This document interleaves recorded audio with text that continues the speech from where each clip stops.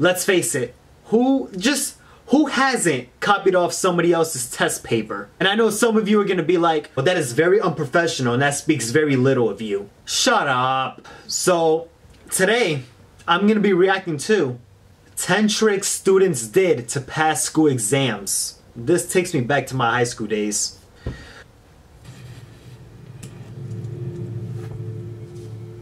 Everyone's least favorite part of school is the dreaded exam. But if you fear flunking, sometimes creative measures must be taken. Here are some shocking things students did to pass exams. Bad hygiene.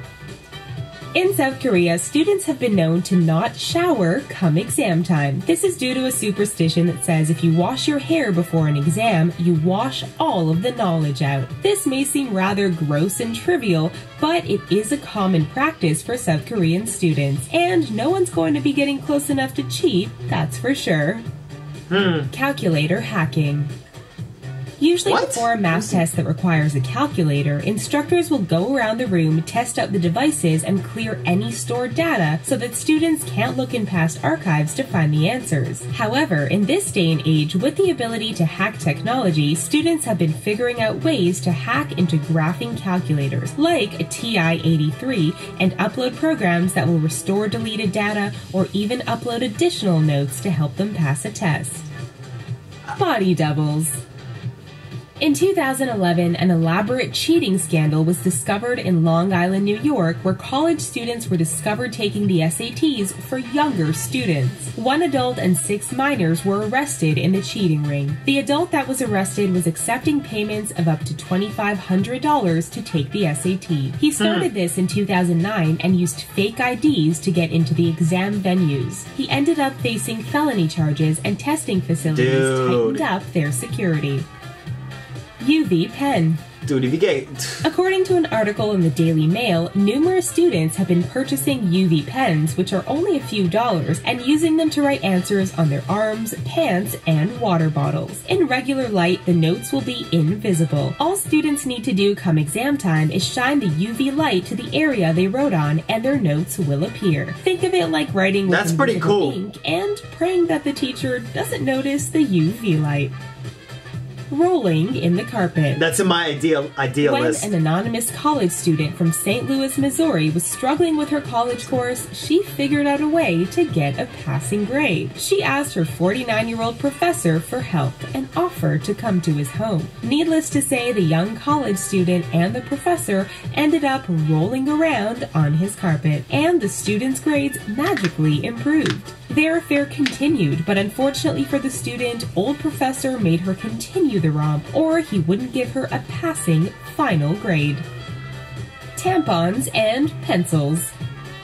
Come exam time, there are many things that aren't allowed in the examination room, like cell phones and other electronics. Several women have come forward to various publications and confessed that they have written notes and test answers on tampons, one of the few items allowed to be on the hand of a student in the test room. Other variations of this is slicing a pencil in half, writing the answers on mailing labels, and sticking them inside the pencil, then flipping them open when the teacher isn't looking.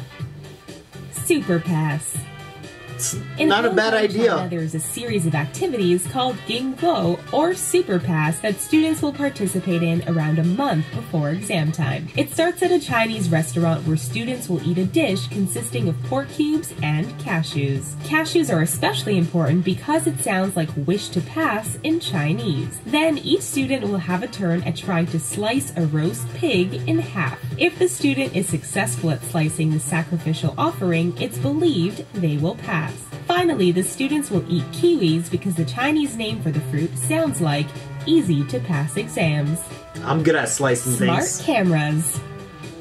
This story sounds like it's straight from a spy movie. Students in Thailand were caught taking photos of exam questions with smart cameras in their eyeglasses. The photos would then be sent to an unknown person who would then research the answer and send it back to the student's smartwatch. Other students around the world have tried the same technique, but some were caught because they forgot to silence their watches when the exam started.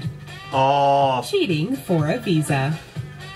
In 2015, the United States Department of Justice intervened after 15 Chinese individuals took exams such as the SATs and the test of English as a foreign language while posing as other Chinese individuals still in China. Each student was paid up to $6,000 and sent false passports with the names of the other students in China and inserted their photos. The reason behind this was that the students still in China wanted to study and go to college in the United States so they could get a visa. The scheme took place between 2011 and 2015. The situation went from an academic issue to an immigration issue really quickly.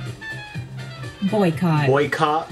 Peter Frolic was a professor at Johns Hopkins University, and he was well known for grading on a curve.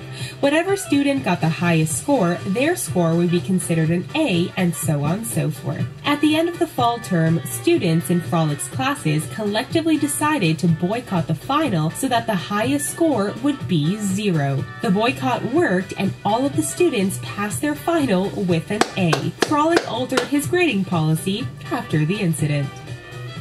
Have you ever done anything a little crazy to pass an exam? Let us know in the comments, and don't forget to study hard and earn those grades. Thank you for tuning in to The Richest. Not really. And don't forget to come see us again for... Because of this video, I just thought off some ideas. You know what? I'm gonna start getting those smart glasses and those smart watches. They seem very useful.